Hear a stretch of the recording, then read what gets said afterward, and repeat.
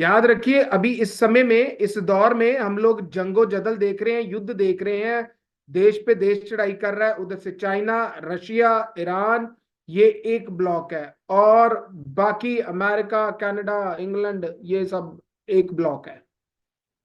हालात बड़े टाइट होते जा रहे हैं, डिफिकल्ट होते जाते हैं around the world. Russia Ukraine की वॉर 2 साल से चल रही है, और रशिया ने डिक्लेयर किया है, गौर से सुनिएगा, रशिया ने डिक्लेरेशन दी है कि अगर नेटो ने उसको सपोर्ट किया और किसी मुल्क की आर्मी या नेटो की आर्मी आई, तो परमाणु परमाणु युद्ध हो जाएगा, न्यूक्लियर वॉर हो जाएगी। रशिया ने साफ कहा है कि हम न्यूक्लियर जंग करेंगे, मैं आम मिसाइल तो मारूंगा नहीं, मैं न्यूक्लियर वॉर कर दूंगा। प्यूटन ने डायरेक्ट ये बात डिक्लेयर की है। और अगर ऐसा हुआ तो तीसरी जंगे अजीम होगी, थर्ड वर्ल्ड वॉर हो जाएगी, तीसरा बड़ा युद्ध हो जाएगा। क्योंकि आज तो बहुत सारे देशों के पास परमाणु पड़े हुए हैं, न्यूक्लियर पड़ा हुआ है। दूसरी तरफ हमास की और इसराइल की जंग चल रही है, और उस जंग की, अब जरा गौर से सुनिएगा, उस जंग का कारण क्या निकला है। और इस युद्ध की भविष्यवाणी पहले से मौजूद थी बाइबल के अंदर। पहली भविष्यवाणी यशायाह 11:14 में है। तो वे पश्चिम की ओर फिलिश्तियों के कंधे पर झपटा मारेंगे और मिलकर पूर्वियों को लूटेंगे। वे एदोम और मोआब पर हाथ बढ़ाएंगे और अम्मोनी उनके अधीन हो जाएंगे। और वो मगरिब की तरफ फिलिस्तीनियों के कंधों पर झपटेंगे, और वो मिलकर मशरक की बसने वालों को लूटेंगे, और अदूम और मुआब पर हाथ डालेंगे, और बनी अमून के फर्माबरदार होंगे। हिजकियल 25 बाब 14 आयत पढ़ते मैं हैं। अपनी प्रजा इज़राइल के द्वारा एदोम से अपना बदला लूंगा, और वे उस देश में मेरे कोप और जलजलाहट के अनुसार काम करेंगे। तब वे मेरा पलटा लेना जान लेंगे। परमेश्वर यहोवा की यही वाणी है। 12-13 पढ़िएगा। परमेश्वर यहोवा यूं भी कहता है, एदोम ने जो यहूदा के घराने से पलटा लिया और उनसे बदला लेकर बड़ा दोषी हो गया है। इस कारण परमेश्वर यहोवा यूं कहता है, मैं एदोम के देश के विरुद्ध अपना हाथ बढ़ाकर उसमें से मनुष्य और पशु दोनों को मिटाऊंगा, और तेमान से लेकर ददान तक उसको उजाड़ कर दूंगा, और वे तलवार से मारे जाएंगे। जितने शहरों के नाम आ रहे हैं, ये शहर एग्जिस्ट करते हैं, आपको पता है? और ये भविष्यवाणियां पूरी हो रही हैं। अच्छा, एक और भविष्यवाणी पढ़ते हैं, सफिनिया, जफनाया चैप्टर 2 वर्स 4। अब जितने शहरों के नाम आए हैं, ये सब शहर जो है बर्बाद हुए हैं। कि अज्जा तो निर्जन और अश्कलोन उजाड़ हो जाएगा। अशदोद के निवासी दिन दोपहरी निकाल दिए जाएंगे और एकोन उखाड़ा जाएगा। ये जितने शहरों के नाम लिए, ये सारे शहर उजड़े, और आज भी उनके वही नाम है। For Gaza shall be forsaken, and the Ashkelon desolation. They shall drive out Ashdod at the noonday, and Ekron shall be rooted up. और इस प्रोफेसी के मुताबिक हुआ है, जब अटैक हुआ था तब मिडल ऑफ द डे हुआ था। क्योंकि गजा मुतरविक हुआ हो गया, और अस्कलून वीरान किया जाएगा, और अशदूद दोपहर को खारिज कर दिया जाएगा, और अकरून के बीच कनिकी की जाएगी। एक बात याद रखिएगा, मैं सारी बातों को कलाम के मुताबिक देखना है, कलाम के लेंस से देखना है। अपनी मर्जी से हम कोई बात डिक्लेयर नहीं कर सकते हैं। जो कलाम के अंदर लिखा हुआ है उसको देखना है, जो वचन के अंदर लिखा हुआ है, we have to look over that what is written in the word of God. क्या इन जंगों का, इन युद्धों का ताल्लुक है कलीसिया के साथ, कि कलीसिया उठाई जाएगी? Will there be a rapture? क्या ये जंगे जो हैं, ये हमें बता रही हैं कि क्या हमारा रैप्चर होगा? क्या ऐसा है? ये सवाल है। कलाम के मुताबिक, वचन के मुताबिक हमें इन वाकयात को देखना है, जो अभी समय के मुताबिक, जो वाकयात, वक्त के मुताबिक जो वाकयात चल रहे हैं और हो रहे हैं, रूनुमा हो रहे हैं, क्या ये बताते हैं, ये क्या कुछ इशारा करते हैं? किस तरफ अगर ये करते हैं तो किस तरफ इशारा करते हैं? चलें, लेट्स डाइव इन। पहला ग्रंथियों 1 बाब 22 आयत, चैप्टर 1 वर्स 22, बड़ी अहम है, गौर से सुनिएगा। और अपने आप को तैयारी में हमने लेके जाना है। अभी असि आज भी तैयारी नहीं कर रहे हैं। Basically we are not preparing ourself. हम अपने आप को तैयारी के मोड में नहीं लेकर जा रहे हैं कि हम तैयारी करें कि यीशु आए तो हम उसके साथ जाएं। बेसिकली आज भी हम अपनी चीजें मांग रहे हैं, मुझे ये चाहिए, मुझे वो चाहिए, मुझे फलां चाहिए, मुझे टमकाना चाहिए, बस चाहिए चाहिए, देने के लिए नहीं कुछ कहना मैनू। जी बेटा मोनिका, लेट्स गो। यहूदी तो चिन्ह चाहते हैं और यूनानी ज्ञान की खोज में है। आमीन। यहूदी चिन्ह चाहते हैं, निशान। चुनाचा यहूदी निशान चाहते हैं और यूनानी हिकमत तलाश करते हैं। आमीन। For the Jews requires a sign and the Greeks seek after wisdom. यहूदी निशान मांगता है। इसका मतलब है कि खुदा यहूदियों को निशान ही देते हैं। अगर हम थोड़ा सा गौर करें तो ये निशान जो है हजार सानियों, मुसीबतों, विपदाओं की तरफ इशारा करते हैं, क्योंकि खुदा यहूदियों के साथ जो मसीह को नहीं मानते हैं, और वो क्यों नहीं मानते आगे चल के देखते हैं। याद रखिए, खुदा इन्हीं मुसीबतों में, इन्हीं ट्रिबुलेशंस में, इन्हीं हजार सानियों में यहूदियों के साथ उनको अपनी तरफ लेकर आएगा। अभी नहीं, क्योंकि अभी चर्च एज चल रहा है, अभी कलीसिया का दौर चल रहा है। अगर हम रोमियो 11 बाब 28 से 32 आयत पढ़े, Romans chapter 11 verse 28 to verse 32, वहां पे लिखा हुआ है, मैं खुलासा पढ़ूंगा उसका, कि इस्राएल वापस बुलाया जाएगा। इसीलिए लिखा हुआ है कि callings and gifts are irrevocable, के बुलाहट और वापस नहीं लिए जाते हैं। सो इस्राएल को वापस बुलाया जाएगा और इस्राएल को दोबारा से खड़ा किया जाएगा। वो मसीह का नाम लेके खड़े होंगे, लेकिन कब? जब विपदाएं, मुसीबतें चल रही होंगी। क्योंकि अभी तो चर्च एज चल रहा है ना, अभी तो कलीसिया का दौर चल रहा है। आसान लफ्जों में ये कहूं कि ये निशान यहूदियों के लिए है, और यहूदियों को खुदा मुसीबतों के अंदर डील करेगा। ये जो निशान, ये युद्ध आप देख रहे हैं, ये चीजें देख रहे हैं, ये ट्रिब्यून की तरफ, मुसीबतों की तरफ इशारा करते हैं। चर्च के जमाना में ये ट्रिबुलेशंस नहीं आएंगी इतनी। ये सारे निशान हमें बताते हैं कि रैप्चर कितना करीब है, यीशु कितने जल्दी आने वाले, और हमारे लिए ये बड़ी खुशी की बात है। और ये जो निशान नजर आ रहे हैं ना आपको, या प्रोफेसीज फुलफिल हो रही हैं, नबूवतें फुलफिल हो रही हैं, ये बता रही हैं कि मुसीबतें आने वाली हैं। अपने आप को तैयार करें कि that you can go with Jesus, यीशु के साथ आप जा सके। याद रखिए, खुदा ने जो चांद, सूरज, सितारे बनाए हैं ना, दे आर साइंस, वो निशान है। पैदाइश पहला बाब पढ़े अगर हम 17 में, and God made two great lights, the greater light to rule the day and the lesser light to rule the night, and he made the stars, and God set them in the firmament of the heaven to give light upon the earth, and to rule over the day and over the night, and divide the light from the darkness, and evening and morning. So याद रखिए, ये हमारे लिए निशान लेकर आते हैं। चांद, सूरज, सितारे निशान है। कल अमेरिका में सोलर एक्लिप्स हुआ, सूर्य ग्रहण हुआ, सूरज ग्रहण लगा। इंटरेस्टिंग बात पता क्या है कि 2017 में भी इसी किस्म का एक ग्रहण लगा था, और उसकी डायरेक्शन जो थी वो शमाल मगरिब थी, उत्तर पश्चिम की तरफ था। नॉर्थ वेस्ट से वो जा रहा था जनूब मशरिक की तरफ, वो दक्षिण पूर्व की तरफ जाता, साउथ ईस्ट की तरफ जाता है, पूरी एक लाइन बनती है। और इंटरेस्टिंग पार्ट ये है कि जो कल ग्रहण गुजरा है, सूरज ग्रहण जो गुजरा है, वो उलट गया है। वो जनूब मशरिक से शमाल मगरिब की तरफ गया है, दक्षिण पूर्व से उत्तर पश्चिम की तरफ गया है। पहले वो 2017 में उत्तर पश्चिम से दक्षिण पूर्व की तरफ गया था। तो ये एक क्रॉस बनता है, यू कांटा बनता है, और जिस पॉइंट पे आके वो मिलते हैं, जैसे ये मेरी पॉइंट है, यहां पर आके मिलते हैं, उस जगह का नाम है लिटिल इजिप्ट, निक नेम है उस जगह का। ये बहुत बड़ा इलाका है, छोटा सा कस्बा कुस्बा शहर नहीं है, ये बहुत बड़ा इलाका है। इलिनॉइस जगह का नाम है, और कार्बोनडेल जगह का नाम है। ये बहुत बड़े इलाके हैं, लेकिन उस जगह का निक नेम जो है, छोटी जगह का नाम जो है ना, वो लिटिल इजिप्ट रखा हुआ। और जो जगह इनमें शामिल है उसको उन्होंने नाम दिया निनवा का। निनवा शहर का हम जानते हैं ना, निनवा का नाम दिया है।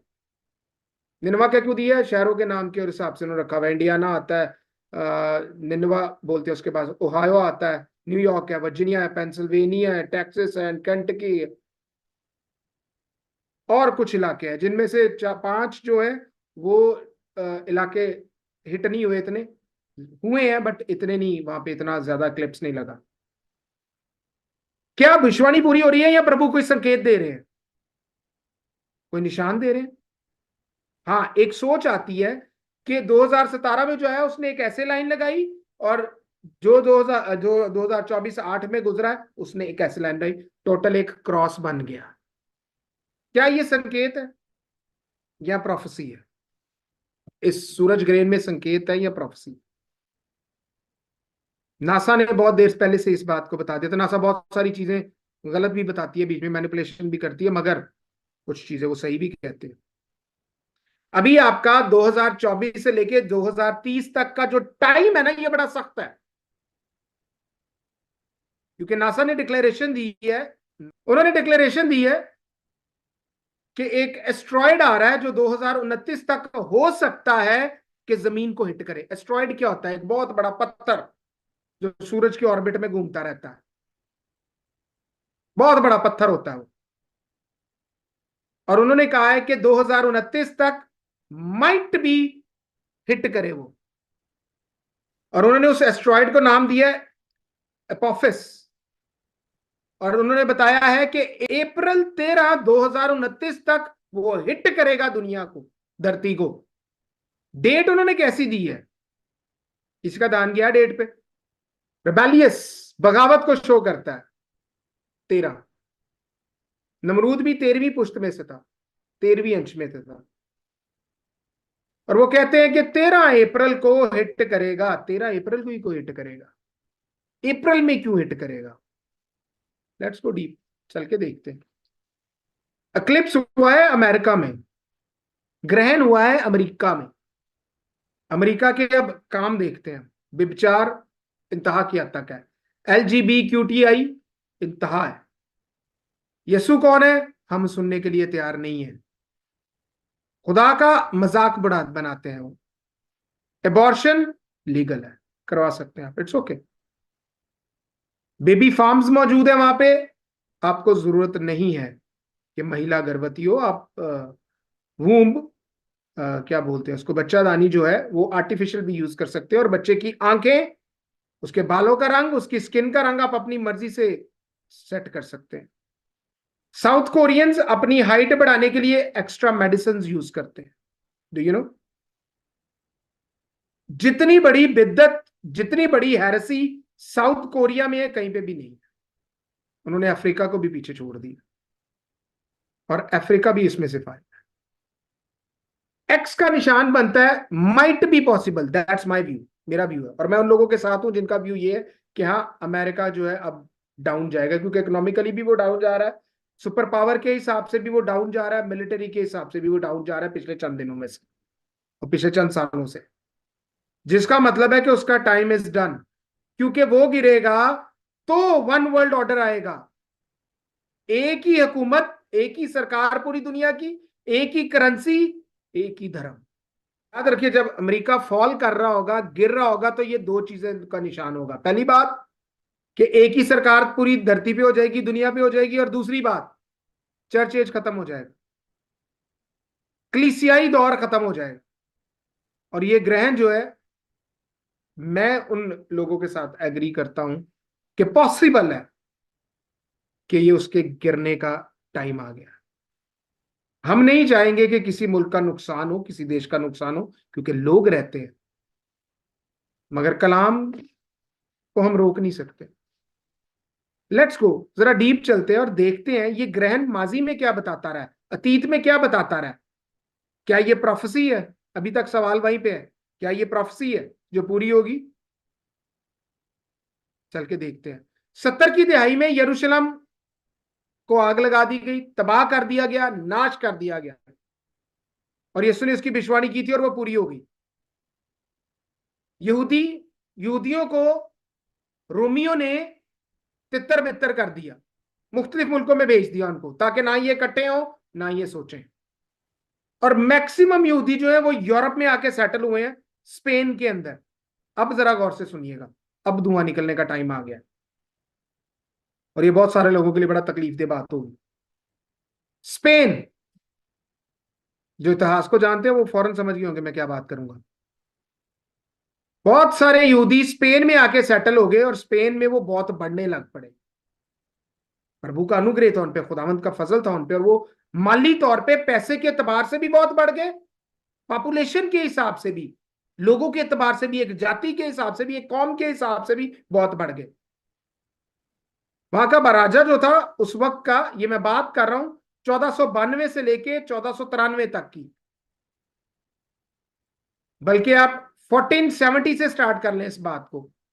स्पेन का राजा था फर्डिनेंड, उसकी बीवी थी इजाबेला। उनको यहूदियों से नफरत थी।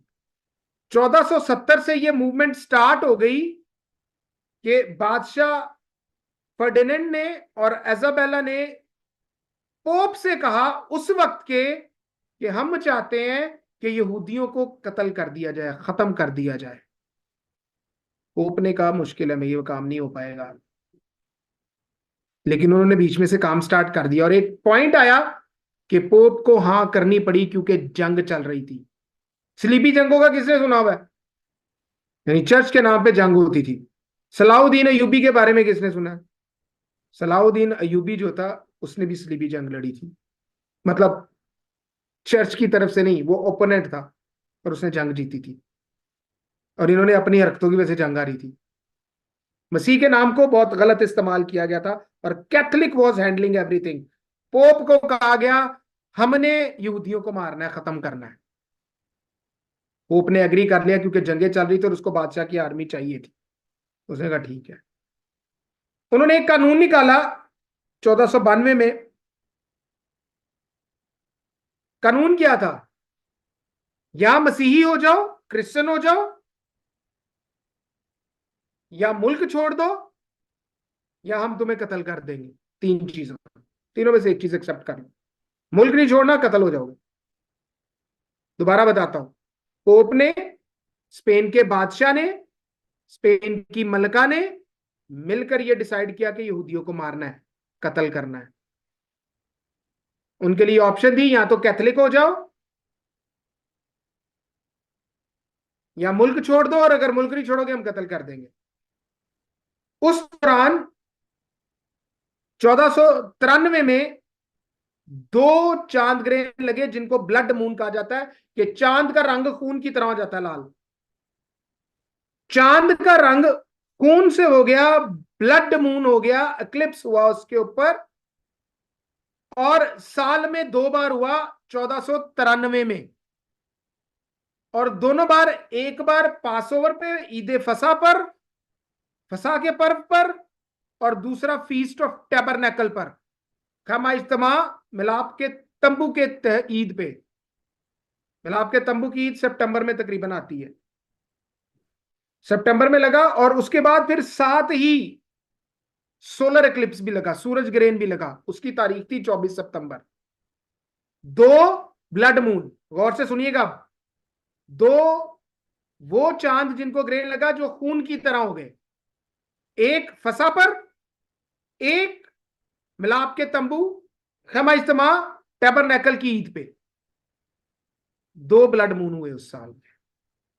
और सितंबर में, 24 सितंबर को 1493 में सूरज ग्रहण पूरा लगा। 1494 में भी यही हाल हुआ, फसा पर, ब्लड मून, खून से भरा चांद, और मिलाप के तंबू, खैमा इज्तिमा, टैबरनेकल फीस्ट, ईद पर दूसरा चांद खून से भरा हुआ नजर आया।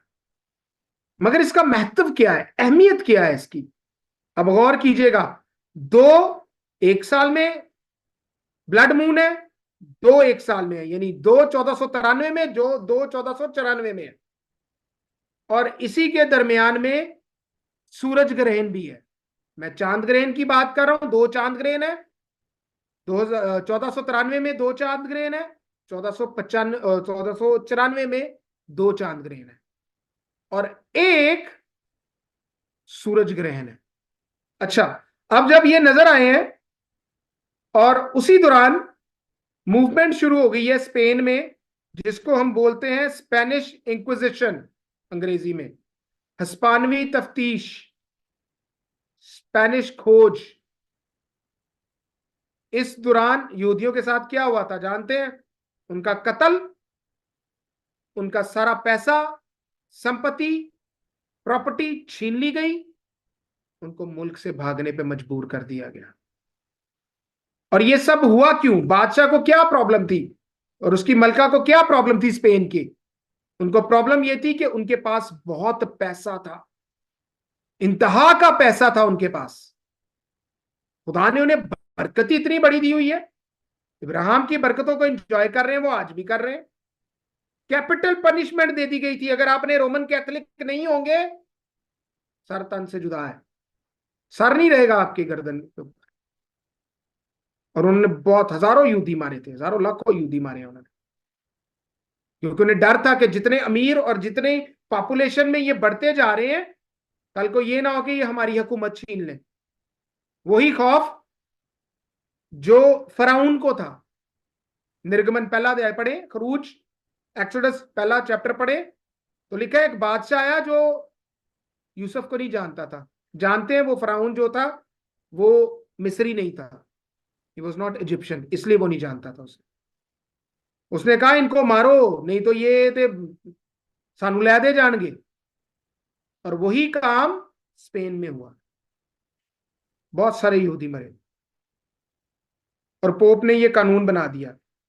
ये वो दौर है, इसको डार्क एजेस ऑफ चर्च बोला जाता है, कलीसिया के सबसे अंधेरा टाइम। इसमें आलम यह था कि पोप को अगर अपने घोड़े पे चढ़ना है तो बादशाह कंधा करता था और पोप उसके कंधे पे पांव रख के ऊपर चढ़ता था। आलम यह था कि अगर आपने बाइबल का तर्जमा कर दिया आपको जिंदा जला देंगे। आप बाइबल का तर्जमा भी नहीं कर सकते, that was forbidden. Church history पढ़िएगा, मेरी बातों पे यकीन मत कीजिए, पढ़िएगा, खुद भी खोज कीजिएगा क्या मैं सही कह रहा हूं कि नहीं कह रहा हूं। 1470 से लेके 1494 तक, बहुत 1493 और 94 में तो यहूदी इंतहा का मारा है। तो आपको समझ आई कि ब्लड मून का नजर आना और सोलर एक्लिप्स का नजर आना यहूदियों की लाइफ में क्या निशान देता है और उनकी लाइफ में क्या हो रहा है।